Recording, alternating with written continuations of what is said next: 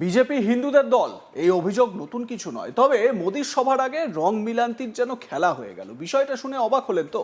ভাবছেন যে কি এমন হলো? আসলে কি বলুন তো, ইসলামী সবুজ জোব্বা খুলে এবার মুসলিমরা পরলেন গেরুয়া পাঞ্জাবি। আর এইভাবেই গেরুয়া পাঞ্জাবি পরে তাঁরা এলেন মোদির দরবারে। একটা বিষয় মাথায় রাখতে হবে যে মমতা ব্যানার্জির একটা বড় ভোট ব্যাংক হলো সংখ্যালঘু বা মুসলিম ভোট ব্যাংক। কিন্তু এইভাবে সবুজ জোব্বা ছেড়ে যদি তারা গেরুয়া পাঞ্জাবিতে মেতে ওঠেন, তাহলে প্রশ্ন আমাদের তুলতেই হচ্ছে, মমতার ভোট ব্যাংক কি তাহলে এবারে বিজেপির দিকে ঝুঁকছে? এমনকি আমাদের প্রতিনিধি রাহি হালদারের সঙ্গে কথা বলার সময় এই গেরুয়া পাঞ্জাবির মুসলিম ব্যক্তিরা জানালেন এসআইআর নিয়ে তারা একটুও ভাবিত নন, কারণ যারা রোহিঙ্গা তাদের নাম বাদ যাবে এই তালিকা থেকে। মানে গেরুয়া রঙে তারা বেশ আত্মবিশ্বাসী বোধ করছেন। তো এরকমই বিজেপি সমর্থক মুসলিম জনতা তারা কি বলছেন শোনাবো। এসআইআরে তো বলা হচ্ছে যে মুসলিমদের নাম নাকি বেশি বাদ যাবে, এরকম একটা বলা হচ্ছে। তো কি বলবেন আপনারা? যাবে, মুসলিমের নাম বাদ যাবে। যে রোহিঙ্গা আছে, বাংলাদেশি আছে, আফগানিস্তানি আছে, পাকিস্তানি আছে, এখানে যাবে ও। আর যদি আসার কথা আছে ভিসা নিয়ে চলে আসবে, তখন যাবে এখান থেকে, কিন্তু এখন থাকবে না এখানে। बोलने का मतलब ये हो रहा है, यहाँ जितना भी रोहिंग्या है, जितना बांग्लादेशी है, यहाँ रहने का कोई तो अधिकार नहीं है। हम मुसलमान भाई जाएंगे सऊदी अरब में अगर हज करने के लिए, सऊदी गवर्नमेंट हमें रखेगा नहीं वहाँ पर। हमारा हज खत्म होगा, बोलेंगे भैया आप बुरा बिस्तर बैठे और बाहर जाए, आप हमको रहने नहीं देंगे। अगर मैं बोलूंगा मैं मुसलमान हूँ, मुझे खाने काबा में अपना मरना है, खाने मदीना में मरना है, तो बोलेंगे नहीं भैया अपना बुरा बिस्तर बैठे, आप जाए, आपको वीजा खत्म।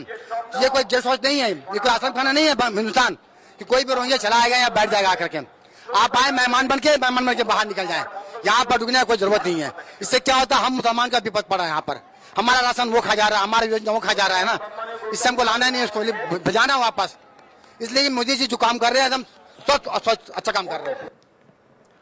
মোদির প্রশংসার পাশাপাশি হুমায়ুনের বাবরি মসজিদ নিয়েও মন্তব্য করেছেন মোদির ওই সাপোর্টার। তার কথায়, বাবরি মসজিদের জন্য আমরা সমর্থন দেব না, কারণ বাবরির নামে মসজিদ হওয়া ঠিক নয়, ওখানে দারুণ মন্দির হয়েছে।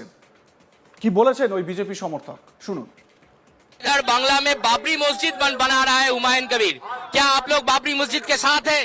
कभी साथ नहीं देंगे हम लोग, क्योंकि बाबरी मस्जिद एक फसादात का जड़ है। वो बाबर के नाम से मस्जिद बनना नहीं चाहिए। और ये बाबरी मस्जिद शहीद हुआ जब ना 1992 में, वो होने के बाद आज तक लड़ाई झगड़ा होता रहा। हमारा जो मंदिर बना बहुत सही मंदिर बना वो, इसलिए कि अब तक हिंदू मुसलमान का गर्द कर रहा था वहाँ। मोदी जी उनको बना करके अच्छा काम किए हैं, बहुत अच्छा काम किए हैं कि किसी हिंदू का किसी मुसलमान का गर्दन नहीं करेगा। आज वहाँ योजना हो चुका है, वहाँ पर परिवर्तन हो चुका है, वहाँ मोदी जी का जो विकास था वो हो चुका है उत्तर प्रदेश में।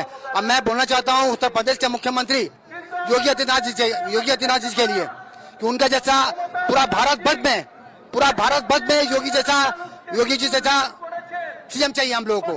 बंगाल में भी वही चाहिए, रेखा गुप्ता जी, हेमंत मिश्रा जी जैसा लोग चाहिए हिंदुस्तान के लिए।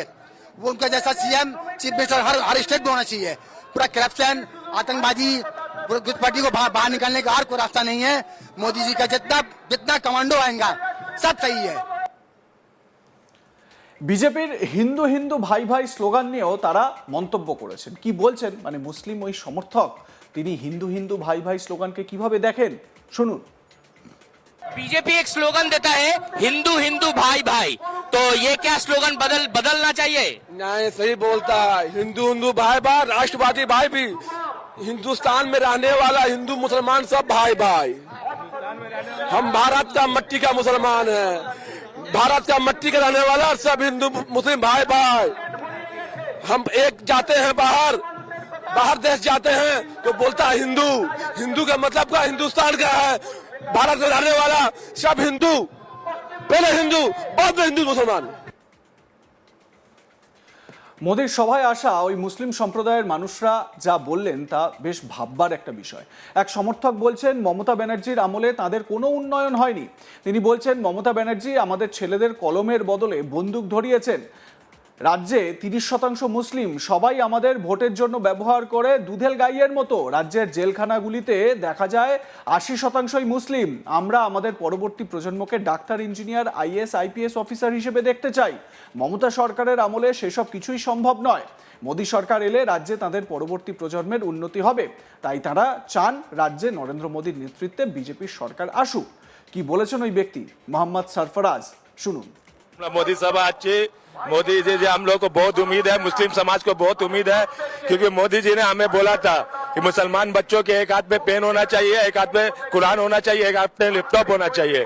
और बाकी सब सरकार हमारा वोट लेती है, हमें दूध वाली गाय समझती है, दूध निचोड़ लेती है, बदले में हमारे विकास, हमारे तालीम के लिए कुछ नहीं करती है। हमारे वोट का बदला ममता बनर्जी ने ये दिया कि हमारे बच्चों के हाथ से कलम छीन के उनके हाथ में बंदूक और गोली दे दी। आज मुस्लिम समाज का बंगाल में 30% है, लेकिन जेल में जाएंगे, किसी भी जेल में जाएंगे तो 80% क्रिमिनल है। ये सब चीज से हम लोग अब परिवर्तन चाहते हैं। जो ममता बनर्जी के इलाज में हम लोग को बिल्कुल अपना परिवर्तन, अपना विकास, अपने बच्चों का पीछा नजर नहीं आ रहा है, तो हम लोग मोदी जी की तरफ उम्मीद लगा के बैठे हैं। आने वाले इलेक्शन में हम लोग अपने बच्चों के लिए बेटर फ्यूचर के लिए, ताकि हमारे बच्चे क्रिमिनल ना बने, IPS IAS और डॉक्टर बने, इसलिए हम लोग मोदी जी का सपोर्ट करेंगे। मुस्लिम समाज हम मोदी जी को वोट देंगे, क्योंकि हमें मोदी जी पे उम्मीद है। আমার সহকর্মী রাহি হালদার সিঙ্গুর থেকে এ বিষয়ে তার প্রতিবেদনে কি জানিয়েছেন শোনাবো। যে সমস্ত সংখ্যালঘু বিজেপি সমর্থকরা রয়েছেন তারা বলছেন কিন্তু যে একেবারে যে সবার আগে দেশ, তার আগে কিছু নয়, তাই দেশের জন্য তারা সব সময় একত্রিত এক জায়গা হয়ে থাকবেন এবং তারা হতে পারেন মুসলিম, কিন্তু তারা যে বাবরি মসজিদ তৈরি করছে হুমায়ুন কবির তার সপক্ষে কিন্তু তারা মোটেই নয়। এবং একই সঙ্গে তারা জানাচ্ছেন সিঙ্গুরের এই মাটি থেকে যখন নরেন্দ্র মোদী, প্রধানমন্ত্রী নরেন্দ্র মোদী তিনি সভা করবেন তখন তারা উদ্গ্রীব, কারণ তিনি বলছেন যে মুসলিম যারা রয়েছেন সম্প্রদায়ের মানুষরা তারা বলছেন যে রাজ্যের মুখ্যমন্ত্রী অর্থাৎ মমতা বন্দ্যোপাধ্যায় তারা শুধু তাদেরকে খালি শোষণ করে গেছেন, নিপীড়ন করে গেছেন, আসল উন্নয়ন কিন্তু নরেন্দ্র মোদী আনতে পারবে, এমনটা বলছেন কিন্তু সংখ্যালঘু সম্প্রদায়ের সমস্ত যারা সদস্যরা রয়েছেন তারা। অর্থাৎ এটা একটা খুব গুরুত্বপূর্ণ একটা বিষয় যে তাহলে কি মুসলিম জনতার একটা অংশ তৃণমূল থেকে সরে এবার বিজেপির দিকে আসছে, বা বিজেপির দিকে তাদের কি তাদের ভোট শিফটিং, মানে ভোট শিফটিংটা হবে?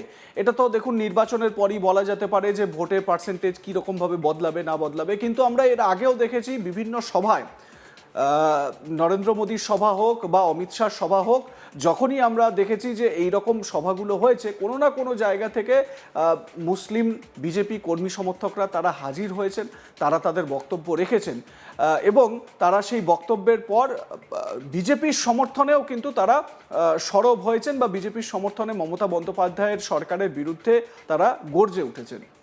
কিন্তু আপনাদের মনে থাকবে 2021-এর বিধানসভা ভোটের পর শুভেন্দু অধিকারী, তিনি রাজ্যের বিরোধী দলনেতা, তিনি কিন্তু জোর গলায় বলেছিলেন নো নিড টু সংখ্যালঘু মোর্চা, মানে আর সংখ্যালঘু মোর্চার দরকার নেই, কারণ সংখ্যালঘুরা ভোট দেয়নি। তো সেই ভোটটা কি, সংখ্যালঘু ভোটটা কি ফিরে আসবে বিজেপিতে? সেটা কিন্তু এবার দেখবার মতন বিষয় হবে। আপনাদের মতামত জানান, দেখতে থাকুন আজ তাক বাংলা, সাবস্ক্রাইব করুন আমাদের ইউটিউব চ্যানেলটি, বেল আইকন প্রেস করুন নোটিফিকেশন পেতে।